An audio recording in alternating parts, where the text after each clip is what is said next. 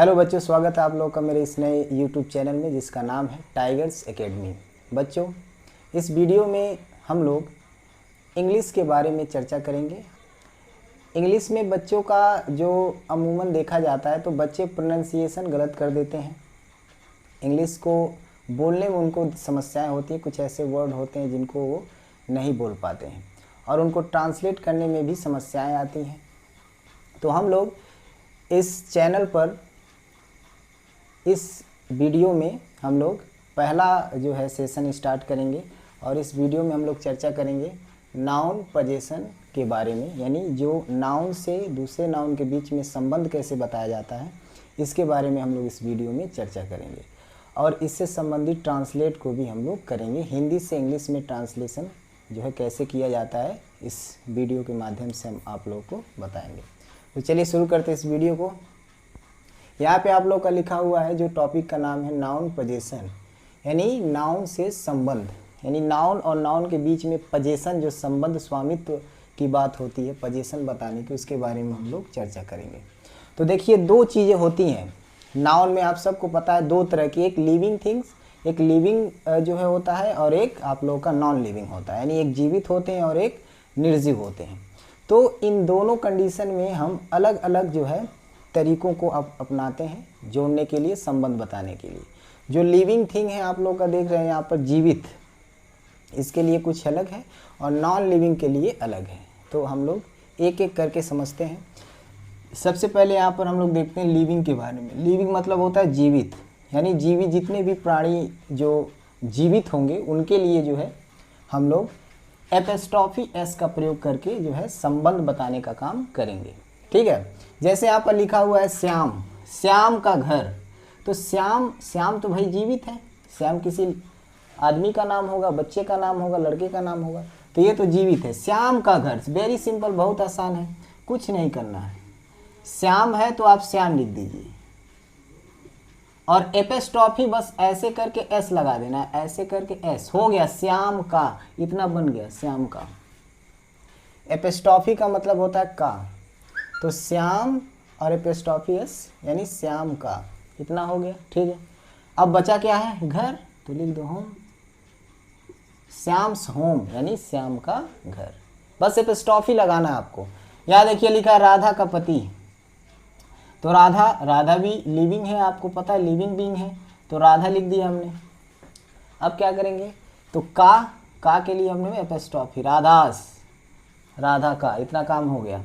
अब क्या लिखना, पति, पति का क्या होता है भैया, हस्बैंड, ऐसा बैंड जो हंस हंस के बजता है। आगे देखिए, आगे लिखा है गाय का दूध, तो गाय भी तो जीवित है, तो गाय भी आपका लिविंग होती है, तो गाय का दूध, अगर इसमें भी संबंध बताना तो हमको एपोस्ट्रोफी का जो है प्रयोग करना पड़ेगा। तो गाय का दूध, तो गाय किस माने होता है, काऊ, काऊ लिखें, का के लिए क्या करेंगे एपोस्ट्रोफी एस, काउस, और दूध का सबको पता है मिल्क, काउस मिल्क, गाय का दूध। फिर आते हैं, लिखा है यहाँ पे बद्री की दुल्हनिया, आप लोग बहुत सुने होंगे, फिल्म आई है वरुण धवन की, बद्री की दुल्हनिया, गाना भी है इस पे। तो क्या होगा इसका, भाई बद्री है, बद्री भी जीवित, तो लिखो बद्री, बद्री लिख दिया। की के लिए क्या होगा, एपोस्ट्रोफी एस लगाएंगे, बद्रीज, बद्री की, हो गया। दुल्हनिया कौन माने होता है, तो दुल्हनिया ब्राइड माने होता है, BRIDE, ब्राइड, तो बद्रीज ब्राइड यानी बद्री की दुल्हनिया। ठीक है, तो आगे देखते हैं, लिखा है टप्पू के पापा। आप सब ने तारक मेहता का उल्टा चश्मा देखा होगा, इसमें जो दया है जेठालाल को किस तरह से बुलाती है, टप्पू के पापा, बड़े फनी वे से बुलाती है, बड़ा ही अजीब तरह का वॉइस है उसका। तो टप्पू के पापा, तो टप्पू के पापा सबसे पहले हम क्या लिखेंगे, टप्पू, क्योंकि टप्पू भी एक बच्चे का नाम है, टप्पू। अब के लिए का की के कुछ भी हो सकता है, नहीं कि का हो सिर्फ तभी एपोस्ट्रोफी, का की के तीनों संबंध बताते हैं। तो के लिए क्या लगाएंगे एपोस्ट्रोफी, टप्पूस। अब पापा का क्या होता है, फादर, टप्पूस फादर, टप्पू के पापा। ठीक है, तो ये हो गया आप लोग का एपोस्ट्रोफी, यानी एपोस्ट्रोफी का प्रयोग हम तब करते हैं जब किसी लिविंग बीइंग का जो है संबंध किसी दूसरे से बताया जाता है। और वो लिविंग होना चाहिए, जीवित होना चाहिए, चाहे वो कोई भी हो, चाहे जानवर हो, चाहे कोई ह्यूमन बीइंग हो, कोई भी हो, लिविंग होना चाहिए और उसका संबंध आपका किसी भी नाउन से बता रहा है तो उसमें हम लोग एपिस्ट्रॉफी का प्रयोग करते हैं। ठीक है, जैसे आप लोग एक बार फिर से देख लीजिए, यहाँ पे लिखा है श्याम का घर, तो हमने लिखा श्याम्स, श्याम्स मतलब हो गया श्याम का, और घर के लिए होम। राधा का पति, राधास हस्बैंड, राधास हस्बैंड। गाय का दूध क्या होगा, काउस मिल्क। ओके। बद्री की दुल्हनिया, तो बद्रीस ब्राइड हो गए। टप्पू के पापा, टप्पूस फादर हो गया। तो इस तरह से आप एपिस्ट्रॉफी का प्रयोग करके जो है एक लिविंग बीइंग से दूसरे जो है नाउन से आप लोग संबंध बता सकते हैं। ओके। अब हम लोग आते हैं नॉन लिविंग के लिए। देखिए यहाँ पे लिखा है नॉन लिविंग यानी निर्जीव। जब कोई निर्जीव वस्तु का या फिर निर्जीव जो नाउन होगा हमारा उससे किसी दूसरे नाउन से संबंध बताने की बात होगी तब हम लोग क्या करेंगे, तब किसका प्रयोग करेंगे, तब हम लोग ऑफ प्रीपोजिशन का प्रयोग करते हैं। ऑफ माने भी होता है काकी के। ओके, बस ये क्या होता है, ये आपका लिविंग के लिए लगता है एपिस्ट्रॉफी और ये ऑफ जो है नॉन लिविंग के लिए लगाते हैं। लेकिन अगर आप नॉन लिविंग का संबंध किसी से बताया जा रहा है तब हम ऑफ का प्रयोग करेंगे। और जब ऑफ का प्रयोग करते हैं तो इसमें एक सावधानी बरतनी है कि सबसे पहले लास्ट वाला लिखते हैं, ये नहीं कि पहले भारत, जैसे लिखा है यहाँ पे आसमान का रंग तो स्काई, अब लिख दें स्काई, अब लिखेंगे ऑफ, फिर लिखेंगे कलर तो गलत हो जाएगा। हमें हमेशा पीछे से स्टार्ट करना है। जैसे लिखा आसमान का रंग, अब आपको पता है नॉन लिविंग है, जहाँ ऑफ लगेगा यहाँ पे क्या लगेगा ऑफ, और जब भी ऑफ लगाएंगे तो पीछे से चलते हैं। तो पहले क्या लिखा है रंग, तो क्या लिखेंगे द कलर, द लगा देते हैं द कलर। अब यहाँ का के लिए क्या लिखेंगे of, the colour of sky, the colour of sky, आसमान का रंग, द कलर ऑफ स्काई, पीछे से चलते हैं। फिर यहाँ पर देखिए लिखा है मुंबई की एक समस्या, मुंबई की एक समस्या, तो पहले एक समस्या पीछे से ले लें, एक समस्या को पहले लिखेंगे तो क्या होगा a problem, a problem, a problem एक समस्या, कहाँ की मुंबई की, तो अब की के लिए क्या लिखेंगे ऑफ, और उसके बाद लास्ट में जो बचा क्या मुंबई, हो गया। अब प्रॉब्लम ऑफ मुंबई, एक मुंबई की समस्या, यूपी की एक समस्या, a problem of Mumbai UP जो है, महाराष्ट्र की समस्या, a problem of Maharashtra. Okay, Gujarat की एक समस्या, अ प्रॉब्लम ऑफ गुजरात, कहीं का भी हो सकता है। मेरे घर की समस्या, the problem of my home. Okay, तो इस तरह से आप करेंगे। सबसे पहले लास्ट वाले का लिखेंगे, फिर का के लिए क्या होगा ऑफ, उसके बाद मुंबई है तो मुंबई लिख देंगे। फिर उसी तरह से देखो इसका क्या होगा बताओ, भारत के राष्ट्रपति, तो क्या लिखेंगे राष्ट्रपति का पहले लिखेंगे क्या द प्रेसिडेंट, क्या लिखेंगे द प्रेसिडेंट, द प्रेसिडेंट। अब फिर के लिए क्या होगा of, the president of, Bharat का क्या होगा India, the president of India, Bharat के राष्ट्रपति। ओके, फिर लिखा है यहाँ पर देखिए यूपी की सड़कें, सेम टू सेम बताओ क्या होगा सड़कें, सड़कों का क्या होगा roads, the roads, sorry the roads. अब फिर द रोड्स माने हो गया सड़कें, कहाँ की, अब की के लिए क्या लगाओगे ऑफ, कहाँ की यूपी, तो यहाँ लिख दो UP, the roads of UP, UP की सड़कें। ठीक, फिर उसी तरह से आगे देखिए आप बना सकते हैं। अब भारत के लोग, तो लोग का क्या होगा the people, the people of India, the people of India, Bharat के लोग। तो इस तरह से जब भी आप जो है नॉन लिविंग से किसी नाउन से संबंध बताएंगे आप लोग, तो हमेशा याद रखिएगा इसमें आप लोग ऑफ प्रीपोजिशन का प्रयोग करेंगे। और ऑफ माने भी क्या होता है का की के, का की के, काकी के, हाँ काकी के, तो का की के तीनों में से कोई भी आ सकता है। जैसे यहाँ पर आसमान का रंग, the colour of sky, Mumbai की एक समस्या, a problem of Mumbai, Bharat के राष्ट्रपति, the president of India, UP की सड़कें, the roads of UP, Bharat के लोग, द पीपल ऑफ इंडिया। तो इस प्रकार से आप इसको कर सकते हैं। तो जब भी लिविंग की बात होगी तो आप लिविंग बीइंग के लिए आप एपिस्ट्रॉफी एस का प्रयोग करेंगे, और नॉन लिविंग की बात होगी तो प्रीपोजिशन ऑफ का प्रयोग करेंगे। और जब प्रीपोजिशन ऑफ का प्रयोग किया जाता है तो हमेशा पीछे से चलते, यानी पहले इसको लिखेंगे रंग, इसकी इंग्लिश लिखेंगे यहाँ पर, उसके बाद ऑफ का के लिए ऑफ लगाएंगे, फिर जो बच रहा है उसको लिख देते हैं यहाँ पर। ठीक, जैसे आसमान का रंग तो द कलर, पहले द कलर ऑफ माने का, स्काई मतलब आसमान, द कलर ऑफ स्काई यानी आसमान का रंग। तो यहाँ पर इस तरह से आप लोग इसको एक बार देख लीजिए, फिर इसके बाद हम लोग इससे संबंधित कुछ ट्रांसलेशन कर लेते हैं। ठीक है, तो एक बार आप लोग इसको देख लीजिए। चलिए इससे संबंधित हम लोग कुछ वाक्यों का ट्रांसलेशन कर लेते हैं। यहाँ पर आप लोगों के सामने 5 हिंदी के वाक्य लिखे हुए हैं, इनको आप लोगों को अंग्रेजी में ट्रांसलेट करना है, यानी translate this sentences into English. इन सभी वाक्यों को अंग्रेजी में अनुवाद करिए। तो आप सबको पहले पीछे आप लोगों ने सब पता कर लिया कि राधा का पति, देखिए सब्जेक्ट में क्या है आपका, राधा का पति। यहाँ है बद्री की दुल्हनिया, ये सब सब्जेक्ट हैं। टप्पू के पापा, आसमान का रंग, इस गांव के लोग। तो इसका हमने आप लोगों को बता दिया कैसे बनाएंगे, फिर भी हम लोग देखेंगे। तो क्या होगा इसका, पहले क्या होगा, सब्जेक्ट लिखते हैं। तो सब्जेक्ट में है आपका राधा का पति। राधा का पति क्या होगा, एपिस्टॉफी, क्योंकि राधा जीवित है तो राधास, राधा का पति हस्बैंड, राधास हस्बैंड, राधा का पति कैसा है, मोटा है। तो मोटा, अब पहले है के लिए अंग्रेजी क्या लगता है, राधा का पति एक वचन है, सिंगुलर। एक चीज़ जान लीजिए, है, हो, हूँ, इसके लिए इज, एम, आर लगता है। ये 3 चीज़ें हैं। इज सिंगुलर के लिए लगाते हैं, इज हम किसके लिए लगाते हैं, सिंगुलर, एक वचनकर्ता के लिए इज, बहुवचनकर्ता के लिए आर, और सिर्फ एम ऐसा है जो आई के साथ आता है। किसके साथ, आई के साथ। यह आई के अलावा और किसी के साथ नहीं रहता है, जो है आई का साथ इसको पसंद है। आई के अलावा एम और कहीं नहीं जाता है। यानी एक चीज़ जान लीजिए, कहीं भी अगर एम आएगा तो सिर्फ आई के साथ आएगा और किसी के साथ नहीं। ठीक है, तो राधा का पति, राधास हस्बैंड, इतना हो गया। अब उसके बाद सबको पता है वर्ब लिखते हैं। तो है के लिए क्या होगा, इज, एम, आर में से तीनों में से कोई एक लगेगा।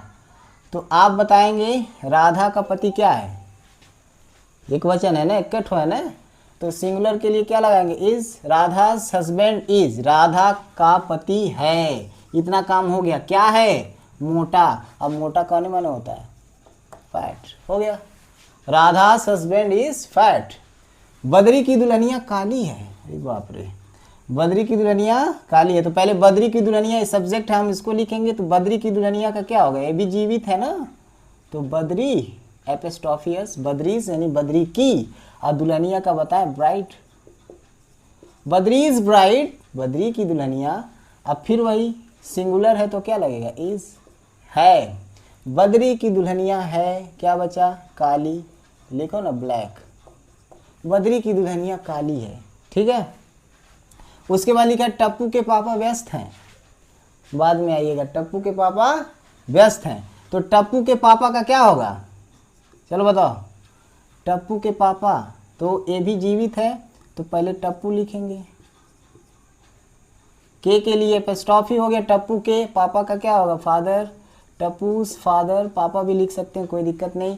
टप्पूस फादर, टप्पू के पापा, ये भी एक ही वचन है तो इज लिखेंगे, इज माने है। टप्पूस फादर इज, टप्पू के पापा हैं क्या, तो व्यस्त। व्यस्त क्या इंग्लिश क्या होता है, बिजी, बिजी मीन्स व्यस्त। टप्पूस फादर इज बिजी, टप्पू के पापा व्यस्त हैं। आगे देखिए, अब लिखा है आसमान का रंग नीला है। अब बताओ, आसमान तो जीवित नहीं है, ये तो नॉन लिविंग है, तो आसमान के लिए क्या आप एपिस्ट्रॉफी लगाएंगे, नो, गलत हो जाएगा। तो इसके लिए हम क्या करेंगे, इसके लिए ऑफ का प्रयोग। और ऑफ में हमने बोला था पीछे से चलते हैं, तो पहले रंग का लिखेंगे, क्या लिखेंगे, द कलर। द कलर का के लिए ऑफ बताए थे, ऑफ आसमान का, sky, the colour of sky, आसमान का रंग। इज माने है क्योंकि सिंगुलर है, द कलर ऑफ स्काई, आसमान का रंग, इज माने है, कैसा है, नीला, कौन माने नीला, ब्लू, ब्लू का spelling BLUE, blue. The colour of sky is blue, आसमान का रंग नीला है। ओके, तो देखो यहाँ पे ऑफ लगा है, क्यों? क्योंकि ये निर्जीव है। आसमान का रंग, अब पीछे से चलते हैं, रंग पहले, the colour of sky, is मैंने है, कैसा है? नीला। अब देखिए लिखा है यहाँ पे, इस गांव के लोग अच्छे हैं। किसी गांव में गए, बढ़िया लोग मिल गए, खाना वाना खिला दिए, कहोगे कहोगे इस गांव के लोग अच्छे हैं।